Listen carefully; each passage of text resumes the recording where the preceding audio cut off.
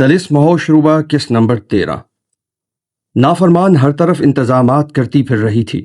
रात की चांदनी, खूबसूरत गुलकारों की आवाज़ें और ऐशो इशरत का माहौल था। लेकिन इस सब के बावजूद महतर क़ुरआन और बर्क के दिल की हालत अभी भी परेशान थी। महतर क़ुरआन और बर्क फौलाद के शहर नाफरमानिया तक उसके पीछे पीछे छुप कर चले आए थे। नाफरमान के आने और दावत के इंतजामात की सारी खबर लेने के बाद वो भी फौलाद के शहर तक पहुंच गए। फौलाद बाग इशरत में ऐशो इशरत में मसरूफ हो गया, लेकिन महतर क़ुरआन और बर्क शहर के बाहर छुप गए। महतर क़ुरआन ने बर्क से कहा, तुम एक फ़कीर की शक्ल बनाओ। बर्क ने फौरन धोती बांधी, पांव रंगे, सर पर पगड़ी रखी और फ़कीर का रूप धार लिया। महतर क़ुरआन ने बावर्ची की शक्ल बनाई, गंदे कपड़े पहने जिन पर हल्दी और दीगर मसालों के धब्बे वाज़े नजर आ रहे थे। उसने सब्जी छीलने वाली छुरी और मसाला छानने वाली छलनी कंधे पर रखी। उसने कई मन सब्जियां जैसे आलू और अरवी खरीदी और एक टोकरा सर पर उठाकर शहर की तरफ चलने लगा। जब वो शहर के दरवाजे पर पहुंचा तो दरबानों ने उसे रोक लिया और कहा कि तुम कहाँ जा रहे हो। महतर क़ुरआन ने जवाब दिया, हम सरकारी बावर्ची हैं और मलिका नाफरमान के हुक्म से फौलाद की फौज के लिए सब्जियां लेकर जा रहे हैं। दरबानों ने कहा, ठहरो, हम इजाज़त मांगते हैं। महतर क़ुरआन ने कहा कि अगर दावत का खाना देर से तैयार हुआ तो तुम जवाबदेह होगे। ये सब्जियां सरकार ने मंगवाई हैं। ये कहकर उसने टोकरा जमीन पर पटक दिया और आगे बढ़ने लगा। दरबानों ने सोचा कि अगर खाना पकने में देर हुई तो फौलाद, जादूगर और मलिका नाफरमान बरहम हो जाएंगे। उनकी नौकरी खतरे में पड़ सकती है। उन्होंने पुकार कर कहा, ए बावर्ची साहब, जाओ, तुम्हें कोई नहीं रोकता।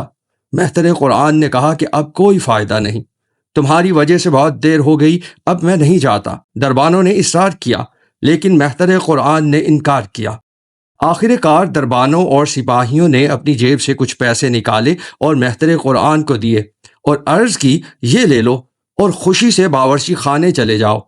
महतर क़ुरआन ने पैसे लिए, टोकरा बर्क के सर पर रखा और शहर के अंदर दाखिल हो गया। शहर के बाजारों में हर किस्म की चीजें सजी हुई थीं। अमीर व गरीब सब खरीदो फरोख्त में मसरूफ थे। महतर क़ुरआन सब्जी फरोशों के बाजार में चला गया और सब्जी फरोशों से कहने लगा, ये सब्जियां बावर्ची खाने से मिली हैं, जो बच जाती हैं वो हमारा नफ़ा है। सब्जी फरोशों ने कहा, ठीक है, हम ले लेते हैं। महतर क़ुरआन ने कीमत वसूल की और आगे बढ़ा। इसके बाद दोनों, महतर क़ुरआन और बर्क, खिदमत गुजारों की शक्ल बनाकर बाग इशरत में पहुंचे, जहां फौलाद की दावत हो रही थी। बाग और इमारत निहायत खूबसूरती से सजाई गई थी। फौलाद एक शानदार मसनद पर बैठा था। एक तरफ मैखाना सजा था तो दूसरी तरफ ऐशो इशरत के बिस्तर तैयार थे और कहीं नाजुक फूलों की सजावट थी। फौलाद नाचो सुरूर के मजे ले रहा था। बर्क ने महतर क़ुरआन से कहा, ए उस्ताद, हम इसे कैसे हलाक करेंगे? अगर रात गुजर गई और सुबह हो गई तो हमारी तदबीर नाकाम हो जाएगी। फौलाद यहां से निकलकर अफरासियाब के पास चला जाएगा और हम उसका कुछ भी बिगाड़ नहीं सकेंगे। बर्क ने कहा, ए खलीफा, मेरी अक्ल काम नहीं कर रही है। अगर अय्यारी से इसके पास पहुंच भी जाऊं तो क्या करूं? ना वो बेहोश होगा, ना उसे मारा जा सकता है। महतर क़ुरआन ने जवाब दिया, देखो, फौलाद के पास जो साहिर मरीख नामी जादूगर बैठा है, इसकी शक्ल अच्छी तरह देख लो। उसकी सूरत बनो या फिर नाफरमान की शक्ल इख्तियार करो, फिर मैं एक तदबीर करूंगा। बर्क ने कहा, बहुत खूब, ये भी कोई काम है भला? उस्ताद जी, मैं अभी किए देता हूँ। बर्क ने मरीख जादूगर की शक्ल बनाई और महतर क़ुरआन ने एक रोशन फानूस उठाया। महतर क़ुरआन आगे आगे रोशनी दिखाता चला और बर्क पीछे पीछे बाग से बाहर निकल आया। वो शाही चौबदार के पास पहुंचे और पूछा कि मलिका नाफरमान कहाँ हैं? मुलाजिमों ने बताया कि वो दावत के इंतजामात में मसरूफ हैं। महतर क़ुरआन ने कहा, जाओ और बताओ कि फौलाद के पास से एक साहिब आए हैं। मुलाजिमों ने नाफरमान को इत्तिला दी। वो फौरन ही बाहर आ गई। उसने मरीख की शक्ल में बर्क को देखा और कहा, आप फौलाद के पास से आए हैं, मुझे क्यों बुलाया? बर्क ने कहा, जरा तन्हाई में चलें, फौलाद ने एक खास काम के लिए आपको बुलाया है। नाफरमान सब मुलाजिमों को छोड़कर तन्हा बर्क के साथ चली गई। जब वो एक सुनसान जगह पर पहुंचे, बर्क ने उसके मुंह पर हुबाबे बेहोशी मारा और वो बेहोश हो गई। برق نے اسے اور زیادہ بے ہوش کرنے کے لیے اس کی زبان کو سوئی سے چھید دیا تاکہ اگر وہ ہوش میں آ بھی جائے تو جادو نہ پڑ سکے۔ محتر قرآن نے نافرمان کو اٹھایا اور ایک درخت کے اوپر چڑھ کر اسے رسی سے باندھ دیا، پھر اسے پتوں میں چھپا دیا۔ اس کے بعد برق نے نافرمان کی شکل اختیار کی اور محتر قرآن نے کہا، تم باغ کے دروازے میں جاؤ، میں ابھی آتا ہوں۔ چنانچہ برق نافرمان کی شکل میں باغ کی طرف روانہ ہو گیا۔ برق جو نافرمان کی شکل میں تھا باغ عشرت کے دروازے پر پہنچا۔ ملازم اور شاہی درباری اسے اپنی ملکہ سمجھ کر اس کے سامنے حاضر ہوئے۔ اسی وقت ایک شخص گندے کپڑوں میں پھل جڑیاں اور دیگر چیزیں ہاتھ میں لیے ہاتھ جوڑ کر سامنے کھڑا ہوا۔ برق نے اسے دیکھا اور سمجھ گیا یہ محتر قرآن ہے جو آتش باز کی شکل میں آیا ہے۔ برق نے پوچھا، تمہارے پاس کتنی آتش بازی ہے اور ابھی کتنی بنا سکتے ہو؟ محتر قرآن نے جواب دیا، حضور میں جتنی آتش بازی آپ چاہیں بنا سکتا ہوں۔ برق نے کہا، اچھا اس کا کیا لگے گا؟ محتر قرآن نے کہا کہ صرف 1,00,000 روپے۔ برق نے کہا، اگر روپے نہ دیں تو کیا؟ محتر قرآن نے کہا، آپ بارود لے آئیں حضور، جتنا خرچ ہوگا سب آپ کے سامنے ہوگا، میں کچھ نہیں چھپاؤں گا۔ برق نے پوچھا، کتنا بارود چاہیے؟ محتر قرآن نے کہا، جتنا آپ دیں۔ برق نے ایک کپتان کو بلایا اور حکم دیا کہ بارود کے ڈھیر لے آؤ۔ تھوڑی دیر میں بارود کے بڑے بڑے گھپے آ گئے۔ محتر قرآن نے کہا کہ باغ کے پچھلے حصے میں یہ بارود کھلوا دیں اور ایک خیمہ لگائیں تاکہ میں تنہا آتش بازی بنا سکوں۔ یہ راز کوئی نہیں جانتا کہ اکیلا اتنا بارود کس طرح استعمال کروں گا، اور نہ ہی میں خاندانی راز بتا سکتا ہوں۔ برق نے محتر قرآن کی بات سنی اور سمجھ گیا کہ وہ فولاد کو تباہ کرنے کی تدبیر کر رہا ہے۔ برق نے حکم دیا کہ باغ کے پچھلے حصے میں خیمہ لگا دیا جائے اور بارود وہاں رکھ دیا جائے۔ اس نے یہ بھی حکم دیا کہ کوئی بھی وہاں نہ جائے۔ محتر قرآن نے خیمے میں جا کر ایک بڑی نقب بنائی جو باغ سے لے کر اس 12 دری تک گئی جہاں فولاد اپنے سرداروں کے ساتھ ناچ دیکھ رہا تھا۔ اس نقب میں بارود بچھایا گیا اور اس کے اوپر آگ پکڑنے والا تیل بھی ڈال دیا گیا۔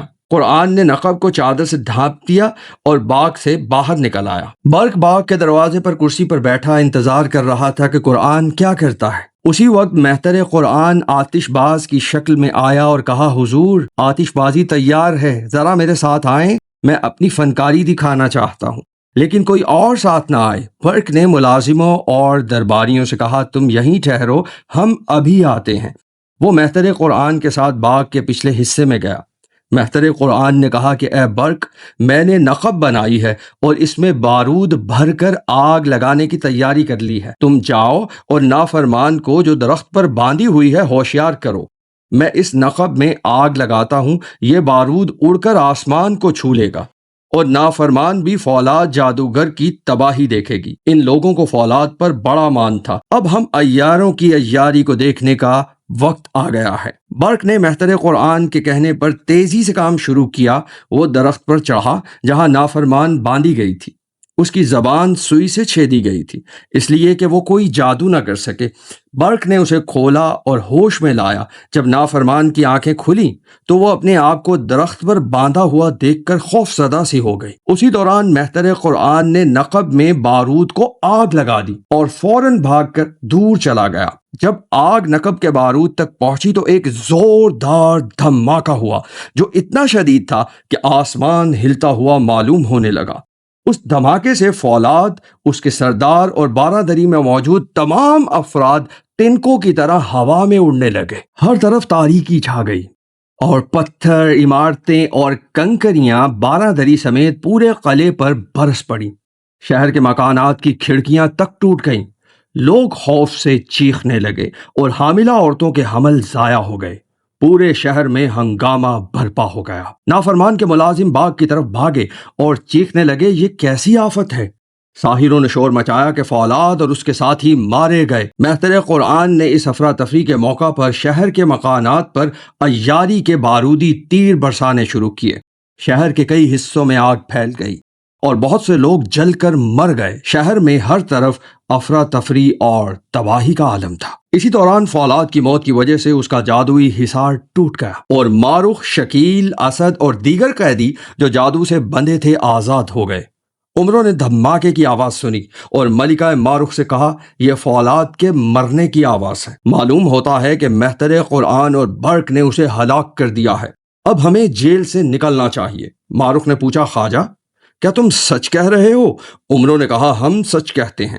یہ دھماکہ فولاد کے خاتمے کی علامت ہے۔ ہمیں اس کے 12,000 ساحروں کو بھی مار دینا چاہیے۔ ماروخ اور شکیل نے عمروں کی بات مان لی۔ انہوں نے ایک زوردار آندھی پیدا کی جو آسمان سے سیاہ بادل کی طرح اتری۔ جیل کے محافظ بھاگ گئے۔ ادھر دل آرام نے ماروخ سے کہا اب ہمیں نافرمان کی طرف جانا چاہیے۔ وہ فولاد کی فوج کے خلاف لڑنے کے لیے کمر بستہ ہو کر آگے بڑھے۔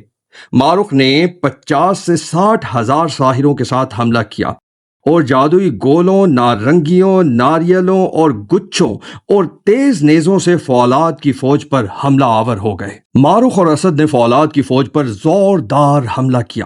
دونوں طرف سے ساحر تلواروں اور جادو سے لڑ رہے تھے۔ بجلیاں چمک رہی تھیں اور تیز نیزوں کی بارش ہو رہی تھی۔ اسد کی فوج نے زوردار نعرے لگائے اور گھوڑوں پر سوار ہو کر دشمن کے لشکر پر ٹوٹ پڑے۔ عمرو جو عیاروں کا سردار تھا میدان جنگ میں شیر کی طرح گرجتا ہوا دشمنوں پر حملہ آور ہوا۔ وہ اپنی تلوار سے دشمنوں کے سر اڑاتا اور ان کے وار ناکام کرتا رہا۔ اسد اور دیگر بہادروں نے مل کر دشمن کی فوج پر تلواروں سے حملہ کیا۔ میدان جنگ میں گرد و غبار اٹھ رہا تھا۔ تلواریں چمک رہی تھیں اور تیر کمانوں سے نکل کر آسمانوں کو چھو رہے تھے۔ خون کی ندی بہہ رہی تھی اور زمین لاشوں سے بھر گئی۔ عمرو عیار کے بہادروں نے فولاد کے 12,000 ساحروں کو گھیر لیا اور ایک کو بھی زندہ نہ چھوڑا۔ سب کو مار کر وہ نافرمانیہ کے قلعے کی طرف بڑھے۔ اسی دوران رات ختم ہوئی اور صبح ہو گئی۔ صبح ہوتے ہی معلوم ہوا کہ نافرمانیہ کے قلعے کی رعایا اور اس کی فوج خوف زدہ ہو کر بھاگ گئی ہے۔ ماجبین اور دلارام شاہی تخت پر بیٹھی تھی۔ شہر میں ہر طرف نقاروں کی آوازیں گونج رہی تھیں اور یہ اعلان کیا جا رہا تھا کہ جو حاکم وقت کی اطاعت کرے گا اس کی جان بخشی ہوگی۔ دارالعمارہ میں ناچ کا اہتمام تھا اور شہر میں عیش و عشرت کا ماحول تھا۔ مہتر قرآن اور برق نافرمان کو بے ہوش حالت میں لے کر آئے اور اسے محجبین کے سامنے پیش کیا۔ مہتر قرآن نے نقب کے دھماکے اور شہر کو جلانے کی پوری کہانی بیان کی۔ یہ سن کر پورا دربار زوروں سے ہنسنے لگا۔ محجبین نے دونوں عیاروں کے لیے قیمتی خلعت منگوائی اور انہیں عزت بخشی۔ مہتر قرآن اور برق نے وہ خلعت عمروں کو نذر کی۔ عمروں نے وہ خلعت لے لی۔ اس کے بعد عمروں نے اپنی زنبیل سے ایک قیمتی کمبل نکال کر مہتر قرآن کے کندھے پر ڈال دیا۔ مہتر قرآن نے کہا استاد جی ایسی خلعت کب کس نے پائی تھی؟ برق نے کہا استاد میں بھی اس عیاری میں شریک تھا، مجھے بھی خلعت ملنی چاہیے۔ عمروں نے کہا تم ابھی اس قابل نہیں ہو۔ مہتر قرآن میرا جان نثار ہے، مہتر قرآن میرا جان نثار ہے، تم اس کا مقابلہ کیسے کر سکتے ہو؟ یہ خلعت اسی کے مرتبے کے لائق ہے۔ برق نے کہا اب میں ایسی عیاری کروں گا کہ آپ سے خلعت لے لوں گا۔ اسی دوران نافرمان کو دارالعمارہ کے ستون سے باندھ دیا گیا۔ اسے دوبارہ ہوش میں لایا گیا۔ اس سے پہلے جب وہ ہوش میں آئی تھی تو اس نے نقب کا دھماکہ اور شہر کو جلتا دیکھا تھا۔ اب جب اس کی آنکھیں کھلی تو اسے عجیب منظر نظر آیا۔ محجبین تخت پر بیٹھی تھی، دربار سجا ہوا تھا اور اسد شان و شوکت سے بیٹھا تھا۔ یہ دیکھ کر نافرمان نے آنکھیں بند کر لیں، سمجھ کر کہ شاید وہ کوئی برا خواب دیکھ رہی ہے۔ مہر نے پکار کر کہا، ماروخ نے پکار کر کہا اے ملکہ نافرمان یہ کوئی خواب نہیں، تم نے دعوت دی تھی لیکن ہم نے تمہارا شہر تباہ کر دیا۔ تمہارا ملک اب ہمارے قبضے میں ہے، اگر تم اطاعت کرو گی تو تمہاری جان بخشی ہوگی ورنہ تمہیں قتل کیا جائے گا۔ نافرمان نے کہا کہ میں نے کتاب سامری سے جادو سیکھا ہے لیکن اب میں ہتھیار ڈالتی ہوں، مجھے چھوڑ دو۔ عمروں نے اس کی زبان سے سوئیاں نکالی اور اسے ستون سے کھول دیا۔ نافرمان نے محجبین کے تخت کو بوسہ دیا۔ محجبین نے اسے خلعت سے نوازا اور عزت بخشی۔ اس نے کہا جب ہم طلسم شہزادی نافرمان کو اپنی فوج کا افسر بنائیں گے تو وہ ہمارے حکم سے لڑائی کرے گی اور اس ملک کے علاوہ دیگر ممالک کو بھی فتح کرے گی۔ اس کے بعد اعلان کیا گیا کہ جو کوئی ہمارے ساتھ ہوگا اسے عزت ملے گی اور جو نافرمانی کرے گا اسے سزا دی جائے گی۔ نافرمانیہ کی فوج اور رعایا نے ہاتھ ڈال دیے۔ نافرمانیہ کی فوج اور رعایا نے ہتھیار ڈال دیے اور اطاعت قبول کی۔ صبح ہوتے ہی 25,700 افراد جمع ہوئے اور سب کو انعامات دیے گئے۔ اس کے بعد عمروں نے مشورہ دیا کہ اس قلعے میں زیادہ دن ٹھہرنا مناسب نہیں۔ اس نے کہا افراسیاب کی فوج یہاں گھیراؤ کر سکتی ہے، ہمیں یہاں سے نکل کر اپنے پرانے علاقے میں چلے جانا چاہیے۔ اگر کوئی زبردست دشمن ہمیں راستے میں پکڑ لیتا ہے تو ہم عیاری سے اسے مار سکتے ہیں، لیکن اگر ہم یہاں پکڑے گئے تو گرفتار ہو کر افراسیاب کے پاس پہنچ جائیں گے، پھر کوئی تدبیر کام نہ آئے گی۔ ماروخ نے عمروں کے مشورے پر نقارہ کوچ بجوایا۔ نافرمان نے کہا میں ساتھ چلوں گی، ورنہ افراسیاب مجھے زندہ نہیں چھوڑے گا۔ چنانچہ فوج، عیار، سردار اور نافرمان جادوئی پرندوں اور سواریوں پر سوار ہو کر روانہ ہوئے اور اس جگہ پہنچے جہاں فولاد سے مقابلہ ہوا تھا۔ پہاڑیوں کے قریب ایک شاندار بارگاہ لگائی گئی۔ ادھر افراسیاب باغ عشرت میں عیش و عشرت میں مصروف تھا اور فولاد کے آنے کا انتظار کر رہا تھا۔ دار لگائے گئے اور جلاد تیار کھڑے تھے۔ اگلے دن کچھ لوگ نافرمانیہ سے بھاگ کر باغ عشرت پہنچے اور فریاد کرنے لگے۔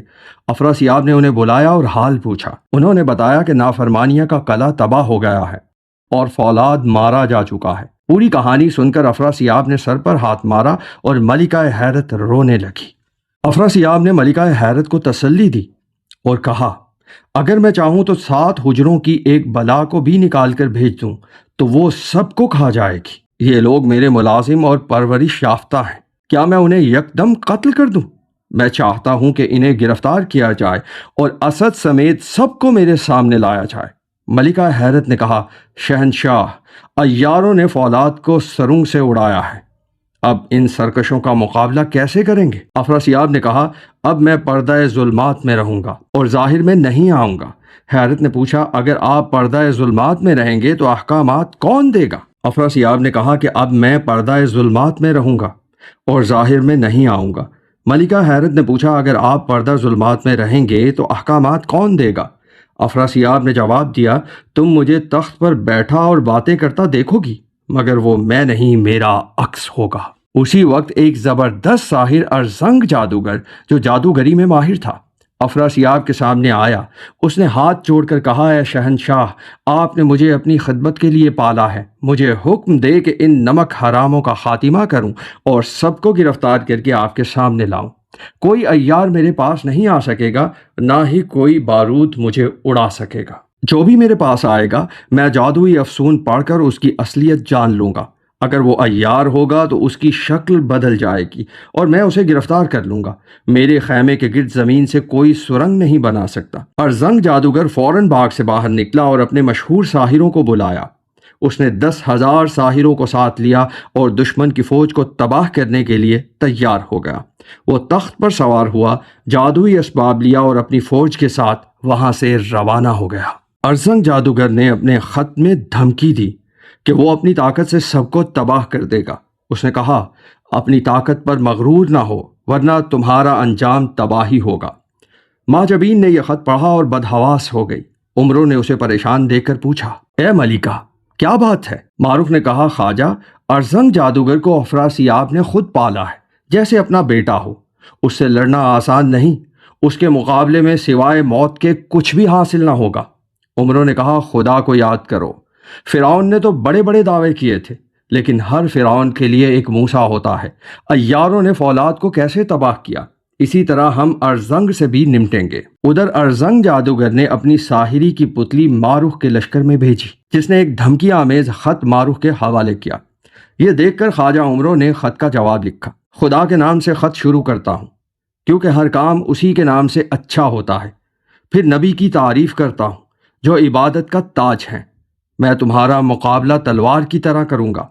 اسد ہمارا بہادر سردار ہے اور تم نے ہماری عیاری نہیں دیکھی۔ تم نے ساحروں کو مارا لیکن عمروں نے انہیں نیست و نابود کر دیا۔ اگر تم توبہ کرو اور بغاوت چھوڑ دو تو تمہاری جان بخشی ہو سکتی ہے، ورنہ صلح کر لو، نہیں تو تم تباہ ہو جاؤ گے۔ نافرمان نے محجبین سے کہا مجھے ارزنگ جادوگر کے پاس جانے دیں، میں اسے اپنے انداز سے نمٹوں گی۔ ماجبین نے کہا تم تنہا ارزنگ کو کیسے گرفتار کرو گی؟ یہ خطرناک ہو سکتا ہے۔ اسی دوران برق نے کہا اے ملکہ نافرمان کو فوج کے ساتھ بھیج دیں، وہ اپنے خط اور پیغام سے ارزنگ کو روکے گی، میں جا کر اسے قتل کر دوں گا۔ آپ ابھی فوج کشی نہ کریں تاکہ نقصان نہ ہو۔ معروف نے نافرمان کو رخصت کیا اور شکیل کے ساتھ 15,000 ساحروں کی فوج دے کر بھیج دی۔ برق، زرغام اور جانسوس بھی فوج کے ساتھ روانہ ہوئے تاکہ وہ اپنی عیاری کی مدد سے پوشیدہ رہ کر حالات پر نظر رکھ سکیں۔ ملکہ نافرمان نے ارزنگ جادوگر کے لشکر کے قریب پہنچ کر خط لکھا: اے شہنشاہ کے فرزند ارزنگ جادوگر، میں بڑی مصیبت میں پھنس گئی ہوں۔ میں نے ماجبین کی اطاعت مجبوری میں کی۔ اس وقت میرا کوئی مددگار نہ تھا۔ اگر میں اس کی بات نہ مانتی تو کیا کرتی؟ میری خوش نصیبی کہ آپ تشریف لائے، میرے غریب خانے میں آئیں، مجھے عزت بخشیں۔ میں آپ کے ساتھ مل کر اس شر پسند قوم سے بدلہ لوں گی اور آپ کے ساتھ لڑوں گی۔ یہ خط سامری جادوگر کے ذریعے ارزنگ کے پاس پہنچا۔ ارزنگ نے خط پڑھا اور آزمائش کے لیے ایک سحر پھونکا۔ زمین سے ایک پتلا نکلا جس نے ایک کاغذ دیا۔ اس کاغذ پر لکھا تھا کہ نافرمان نے یہ خط لکھا ہے، لیکن وہ عمروں کی وفادار بن گئی ہے۔ وہ تمہیں قلعے میں بلا کر قتل کرنا چاہتی ہے۔ خبردار، اس کے دھوکے میں نہ آنا۔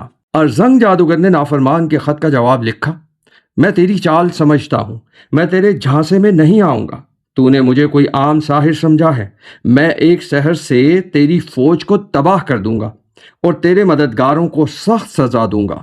تو بس اپنی فکر کر۔ ارزنگ جادوگر اپنے خیمے میں تھا جب اس نے دیکھا کہ ایک شخص جو زرغام تھا جانسوس ساحر بن کر دروازے پر کھڑا تھا۔ ارزنگ کو شک ہوا۔ اس نے سحر پڑھا جس سے زرغام کا روغن عیاری اڑ گیا اور اس کی اصلی شکل ظاہر ہو گئی۔ ارزنگ نے زرغام کو بہانے سے قریب بلایا، زرغام کا ہاتھ پکڑ لیا اور کہا: تو میرے ساتھ عیاری کرنے آیا تھا؟ زرغام نے مزاحمت کی، لیکن ارزنگ نے ایک اور سحر پڑھا جس سے زرغام کے ہاتھ پاؤں بند گئے۔ وہ چیخا کہ کوئی اسے بچائے۔ اسی وقت جانسوس ساحر جو اصل میں ایک عیار تھا اندر آیا۔ ارزنگ نے اسے بھی پہچان لیا اور کہا کہ تم بھی عیار ہو۔ اس نے جانسوس کو بھی گرفتار کر لیا۔ ارزنگ نے ایک زوردار جادو کیا جس سے دونوں زمین میں دھس گئے اور قید ہو گئے۔ اسی دوران دن گزر گیا۔ رات کو آسمان پر ستاروں کی فوج چمک رہی تھی اور چاند کی روشنی پھیل گئی۔ جیسے ہی رات گہری ہوئی، برق خفیہ طور پر نافرمان کے پاس گیا اور کہا: ارزنگ ہر اس عیار کو پہچان کر گرفتار کر لیتا ہے جو اس کے پاس جاتا ہے۔ میں اس کے قریب نہیں جا سکتا۔ آپ مجھے ایک خیمہ، جواہرات سے جڑا فرش اور شاہی سجاوٹ دیں۔ نافرمان نے کہا: یہ سب حاضر ہیں۔ اس نے برق کو یہ سارا سامان دیا۔ برق نے اسے ایک چھکڑے پر لادا اور قلعے سے باہر ایک سرسبز صحرا میں جا کر خیمہ لگایا۔ وہ جگہ پھولوں سے بھری تھی جہاں رنگ برنگے گل کھلے تھے۔ بلبلیں چہچہا رہی تھیں اور کبوتر غٹر غوں کر رہے تھے۔ ہوا کے جھونکوں سے پھولوں کی شاخیں جھک رہی تھیں اور ہر طرف خوبصورتی پھیلی ہوئی تھی۔ باغبان اپنا کام کر رہا تھا اور فضا میں پھولوں کی خوشبو گھل رہی تھی۔ برق نے چھکڑا قلعے میں واپس بھیج دیا اور سرسبز میدان میں خیمہ لگایا۔ اس نے خیمے کو پھولوں سے چھپا دیا اور بے ہوش کرنے والی خوشبو چھڑک دی۔ خیمے کے اندر اور باہر خوشبو چھڑکی گئی جو دماغ کو سن کر رہی تھی۔ برق نے اپنے دماغ کو بچانے کے لیے روئی سے ناک بند کی۔ اس نے خیمے میں ایک شاندار پلنگ سجایا جس پر بے ہوشی والی خوشبو میں ڈوبی چادر بچھائی۔ مسند اور زرق برق سجاوٹ سے خیمہ گلدستے کی طرح سج رہا تھا۔ صحرا میں چاندنی پھیلی ہوئی تھی اور ہر طرف ہرن، گوزن اور دیگر جانور چہل قدمی کر رہے تھے۔ برق نے ایک جوگی کی شکل بنائی، کانوں میں کنڈل، بالوں میں جٹائیں، گلے میں سلیمانی دانوں کی مالا اور سر پر موتیوں کا حلقہ سجایا۔ اس نے منہ پر خاک ملی اور مرگ چھالا زمین پر بچھا کر بیٹھ گیا۔ وہ تنبور بجاتا اور سامری جادوگر کی تعریف میں گیت گانے لگا۔ ادھر ارزنگ جادوگر نے زرغام اور جانسوس کو قید کر لیا تھا۔ اس نے اپنے خیمے کے گرد زمین کو اور سخت کر دیا تاکہ کوئی عیار سرنگ نہ لگا سکے۔ وہ اپنے خیمے میں بیٹھا تھا جب اسے ایک دلکش گانے کی آواز سنائی دی۔ وہ خیمے سے باہر نکلا اور دیکھا کہ آواز جنگل کی طرف سے آ رہی ہے۔ وہ اسی طرف چلا گیا اور برق کے خیمے کے قریب پہنچ گیا۔ برق نے ارزنگ کو آتے دیکھا اور فوراً اٹھ کر ایک جھاڑی میں چھپ گیا۔ ارزنگ جادوگر نے خیمہ دیکھا جو مرگ چھالے سے سجا تھا اور اندر پلنگ اور جواہرات سے آراستہ مسند تھی، لیکن کوئی نظر نہ آیا۔ وہ خیمے کے اندر داخل ہوا۔ وہاں خوشبو اتنی تیز تھی کہ اس کا دماغ معطر ہو گیا۔ وہ پلنگ پر لیٹنے لگا تو اس نے سوچا کہ یہ کسی عیار کی چال بھی ہو سکتی ہے۔ اس نے سحر پڑھ کر پھونکا اور زمین سے ایک پتھر کی تصویر نکلی جس نے ایک کاغذ دیا۔ کاغذ پر لکھا تھا کہ یہ خیمہ ایک عیار نے بنایا ہے، وہ اسے قتل کرنا چاہتا ہے۔ لیکن خوشبو نے اپنا کام کر دیا۔ ارزنگ کے دماغ پر اس کا اثر ہو چکا تھا۔ اچانک اسے چھینک آئی اور وہ بے ہوش ہو کر زمین پر گر پڑا۔ برق جو جھاڑی میں چھپا تھا آہستہ سے نکلا اور خیمے کے قریب آیا۔ جب ارزنگ جادوگر بے ہوش ہو کر زمین پر گرا، برق خیمے میں داخل ہوا۔ اس نے ایک چٹانی پتھر سے ارزنگ کے سر پر وار کیا اور اس کا سر پاش پاش کر دیا، جس سے زوردار دھماکہ ہوا اور سلیں برسنے لگیں۔ قیامت کا سا ہنگامہ برپا ہو گیا۔ ارزنگ کی چیخ بلند ہوئی۔ ارزنگ بے ہوش ہو کر زمین پر گر گیا۔ برق بھاگ کر اپنی کمین گاہ میں پہنچا جہاں شکیل اور دیگر عیار موجود تھے۔ اس نے کہا، جلدی کرو، ارزنگ جادوگر مارا گیا ہے۔ ادھر ارزنگ کے ساحر دھماکے کی آواز سن کر دوڑے۔ انہوں نے دیکھا کہ ارزنگ مرا پڑا ہے۔ نافرمان نے فوج کو ترتیب دیا اور شکیل کی قیادت میں قلعے سے نکل کر ارزنگ کی فوج پر حملہ کیا۔ خون ریز لڑائی شروع ہوئی اور دونوں طرف کے ساحر اپنی طاقت اور ہتھیاروں سے لڑتے رہے۔ رات بھر جادو اور تلواروں کا مقابلہ جاری رہا۔ صبح ہوتے ہی شہنشاہ زرنگار یعنی ارزنگ پہاڑوں کے درمیان شکست کھا کر بھاگ نکلا۔ اس کی فوج تباہ ہو گئی اور وہ باغ عشرت کی طرف فرار ہو گیا۔ ماجبین نے برق کو قیمتی خلط سے نوازا اور تمام عیاروں کو عزت بخشی۔ ادھر ارزنگ کی شکست خوردہ فوج چاک گریبان اور سینہ کو بھی کرتی ہوئی باغ عشرت پہنچی۔ افراسیاب عیش و عشرت میں مصروف تھا۔ اچانک نوحہ اور چیخو پکار کی آواز بلند ہوئی اور ارزنگ کی شکست کی خبر افراسیاب تک پہنچی۔ جب افراسیاب کو معلوم ہوا کہ ارزنگ جادوگر مارا گیا اور اس کی فوج بھاگ آئی، اس نے چند افسروں کو بلایا اور ارزنگ کے قتل کی تفصیل پوچھی۔ سب نے حسرت سے ہاتھ ملے۔ ملکہ حیرت نے کہا، اے شہنشاہ، اب میری تاب نہیں رہی، مجھے اجازت دیں کہ ان باغیوں کو سزا دوں۔ افراسیاب نے کہا، ابھی مناسب نہیں، میں اپنی فوج اور درباریوں کے ساتھ پردہ ظلمات میں جا رہا ہوں۔ جب واپس آؤں گا تو ماجبین کو اسی طرح نیست و نابود کروں گا۔ افراسیاب 70,000 ساحروں کے ساتھ تخت طاؤسی پر سوار ہوا۔ جادوئی ہاتھیوں نے ساز بجائے اور سونے چاندی کے گھڑوں سے گلاب، کیوڑا اور بید مشک کے عطر کی پچکاریاں چھڑکی گئیں۔ رنگ برنگی روشنیاں چمک رہی تھیں۔ وزراء تخت کے کونوں پر چنور لے کر کھڑے تھے۔ ایک بڑا سایہ تخت پر پڑا اور موتیوں کی بارش شروع ہو گئی۔ تخت خود بخود کن سن ہاتھی کی طرح روانہ ہوا۔ جہاں سے گزرا، درخت، پرندے اور انسان سب افراسیاب افراسیاب کی صدائیں لگانے لگے۔ وہ پردہ ظلمات کی طرف چلا گیا اور کوئی نہ جان سکا کہ وہ کہاں غائب ہو گیا۔ افراسیاب کے جانے کے بعد حیرت جادوگر اپنی فوج اور درباریوں کے ساتھ باغ سیب میں پہنچی۔ گانے بجنے لگے، چاروں طرف گھٹائیں چھا گئیں اور باغ سیب کے پھول کھل اٹھے۔ درخت بہار کے جوش میں جھوم رہے تھے اور پرندے حیرت کے سامنے گنگنا رہے تھے۔ اسی وقت اعلان ہوا کہ بہار جادوگر تشریف لا رہی ہیں۔ حیرت نے سب کو استقبال کے لیے بھیجا۔ ملکہ بہار جادوگر باغ میں داخل ہوئیں۔ سب احترام سے کھڑے ہوئے۔ ملکہ حیرت نے اسے گلے لگایا اور اپنے پاس بٹھایا۔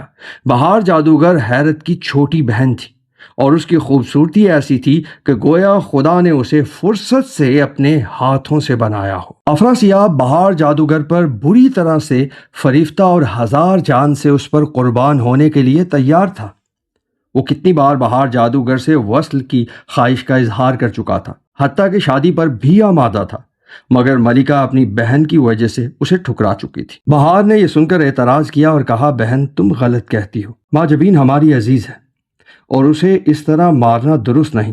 وہ کوئی معمولی ساحرہ نہیں، بلکہ وہ طلسم کے بڑے ساحروں اور جادوگروں اور دیگر طاقتور ہستیوں سے بھی مقابلہ کر سکتی ہے۔ اگر وہ اتنی کمزور ہوتی تو کیا وہ فولاد جیسے جادوگر پر قابو پا سکتی تھی؟ وہ تو طلسمی پتلیوں نے آ کر فولاد جادوگر کی جان چھڑائی تھی، ورنہ وہ کیا تھا؟ حیرت یہ سن کر غصے سے آگ بگولا ہو گئی اور بولی، تم اس حرام زادی کی حمایت کرتی ہو؟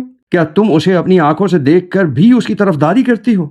اگر وہ ہماری عزیز ہے تو اب وہ ہماری دشمن ہے۔ بہار نے سخت لہجے میں جواب دیا، تم جو چاہو کرو، مجھے اس جھگڑے سے کوئی سروکار نہیں۔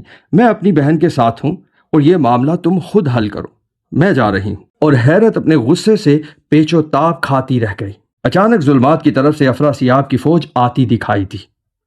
اس کی سواری ایک طرف رکی اور افراسیاب اپنے ہاتھ میں عصا لیے گھوڑے سے اترا۔ دربار کے لوگوں نے اس کا استقبال کیا، سب نے سلام پیش کیا اور وہ تخت پر بیٹھ گیا۔ افراسیاب نے دیکھا کہ بہار کا چہرہ خوبصورتی سے چمک رہا تھا، جیسے کوئی جادوئی پھول کھل گیا ہو۔ اس کا رنگ نازک گلاب کی طرح سرخ تھا اور وہ بے حد پریشان دکھائی دے رہی تھی۔ افراسیاب نے پوچھا، اے بہار، یہ کیا بات ہے؟ کچھ پریشان دکھائی دے رہی ہو۔ بہار نے جواب دیا، اے شہنشاہ، میرا ارادہ ہے کہ ماروخ کے لشکر پر حملہ کروں اور اسے تباہ کروں۔ میں اس کے مددگاروں کو نیست و نابود کر دوں گی۔ میری بہن سمجھتی ہے کہ میں ملکہ ماروخ کی حامی ہوں۔ افراسیاب نے بہار کی یہ باتیں سنی اور اس کی خوبصورتی اور جوشیلے لہجے سے متاثر ہوا۔ افراسیاب نے ملکہ حیرت کو سرزنشت کرنے والے انداز میں دیکھتے ہوئے کہا، ملکہ حیرت، کلام کرتے وقت خیال کیا کریں۔ ملکہ بہار طلسم ہوش ربا کے ایک ملک کی ملکہ اور طلسم کی وفادار ہیں، اور سب سے بڑی بات، وہ تمہاری بہن ہیں اور ہمارے دل کے قریب ہیں۔